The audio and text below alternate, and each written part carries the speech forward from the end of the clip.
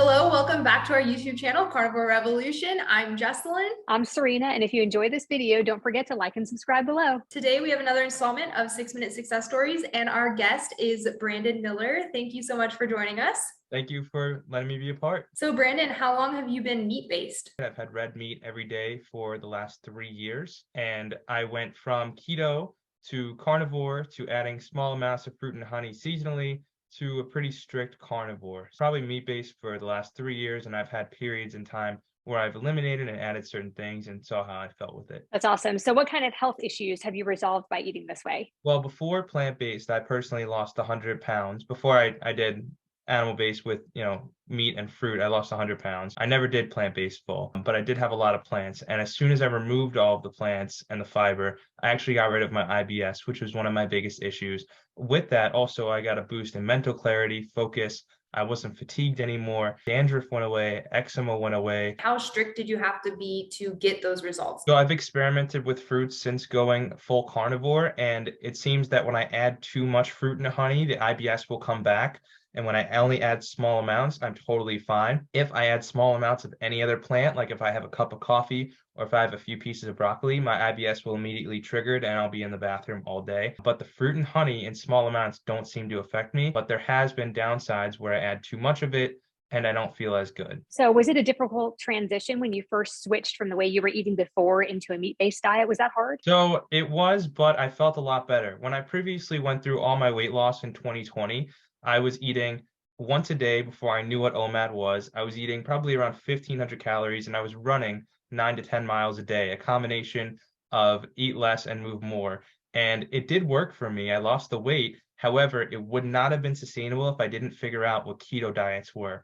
When I eventually stumbled on low carb and high fat diets, it actually allowed me to be satiated, and I was still counting the same calories, except I switched carbs with fats. So going from keto to carnivore wasn't a big issue for me because I had already been keto for probably a year by then. What's a typical day of eating look like for you? So I eat a lot of food. I eat around 10 to 15 eggs every day. I eat around 2 to 3 pounds of grass-fed ground beef every day, and I eat around a quarter to a half a stick of butter or a few spoonfuls of tallow every single day. That has been a pretty routinely staple in my day just because of how cheap everything is. I can get the grass-fed and finished beef really cheap for $4 a pound here in New York. I go to Sam's Club. I also get my eggs at Sam's Club, pasture raised, for $6 for 18 of them, and I'll blow through 10 to 15 a day.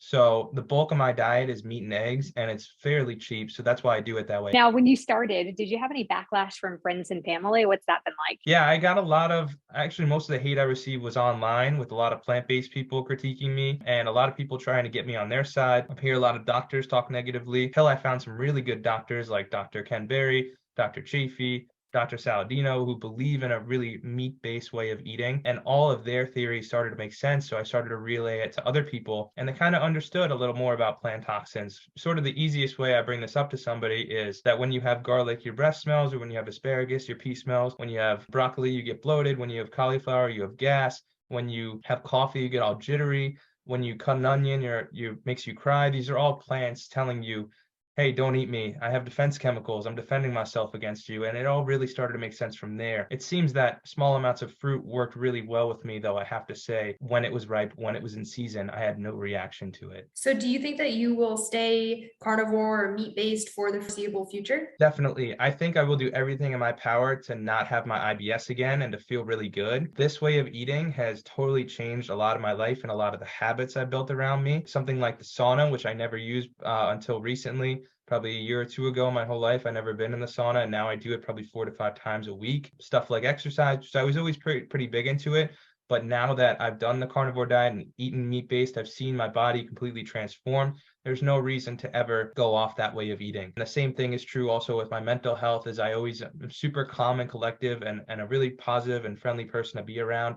And before carnivore, I was positive, but I always had these moments where I was like hangry and I was always feisty and I was always sort of sugar addicted. And I think that's how you get to that point of 260 pounds is you have a sugar addiction. And I ended up breaking it, and I'm staying carnivore for a long time. So what are your tips or advice for somebody who is new to carnivore or thinking about doing carnivore? When you do carnivore, you have to be careful because when I started carnivore, I gained a lot of weight because I was calorically restricting myself for years. So when I got a taste of those good fats, that good butter, I started piling it on. This is not a caloric restriction diet. You can eat until you're full, but you have to understand quality of food, and it really does matter, which is why I make sure that grass-fed beef and pasture-raised eggs are a priority, and I go out of my way to budget for those and to budget less for other things. Eating a lot of pasteurized dairy is never a good idea. It's a big mistake that I did when I started carnivore. Carnivore is still all about quality of foods, and that's something I really like about animal-based way of eating too.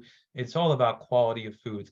You don't have to eat grass-fed, grass-finished everything, but you should prioritize ruminant animals. Another thing that I wish I did, having less pork, chicken, turkey, and having more beef, lamb, and bison were just filled with more nutrients that allow me to feel better and less sluggish throughout the day. Well, that about wraps it up. But before we go, do you want to let everyone know where they can find you? Yes, you can find me on Instagram at Carnivore B Mills, BMILLZ. You could also find me on YouTube, and I have a podcast. They're both titled The Primal Side. So you can find me there. I'm working really hard on those. So definitely check them out and subscribe to the channel. Thank you so much for joining us, Brandon, and everybody else. Thank you for joining us. Come back next time for the Carnivore Revolution.